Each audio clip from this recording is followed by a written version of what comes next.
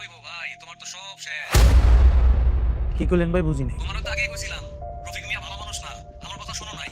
তোমারও তো ঠকাইছি, তোমার লগে আরো কিছু মানুষের ঠকাইয়া ও তো পকের পার হাওয়ায় গেছে, ওরা খুঁজে পাইবা না।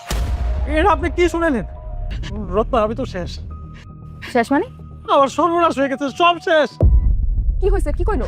আরে আমি আমার বন্ধু আলতাফে যে টাকা দিছি ব্যবসা লেগে, ও তো এই টাকা পয়সা নিয়ে পালাই গেছে। আমার তো আর জীবনে বিদেশ যেতে পারবো না, আমার সব শেষ, আমি তো পথের ফকির হয়ে গেছি। কি কইলা তুমি? তোমার টাকা পয়সা সব শেষ? সব শেষ। তুমি এখন রাস্তার ফকির হয়ে গেছো?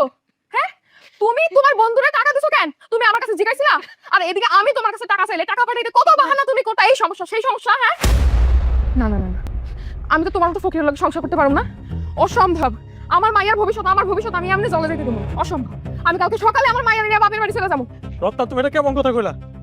আমি ব্যবসার লেগে টাকা দিছি, আমি কি বুঝতে পারছি এই ফকিরের বাচ্চা এইভাবে টাকা লয়ে ভাইগে যাবো আর আমি ব্যবসা লস খাইতে পারি, তাই তুমি আমার ছাইরা চলে যাবে? এটা কেমন কথা কইলা তুমি? লস খাইছো তুমি, এটা তোমার সমস্যা, আমার সমস্যা না। তোমার ভুলের কারণে, তোমার ভুলের মাসুল তো আমি আর আমার মাইয়া দিব না। আল্লাহ, আমি এখন কি করবো? আমার সব শেষ হয়ে গেছে। আমি এতগুলো টাকা আমি দিছি ওরে।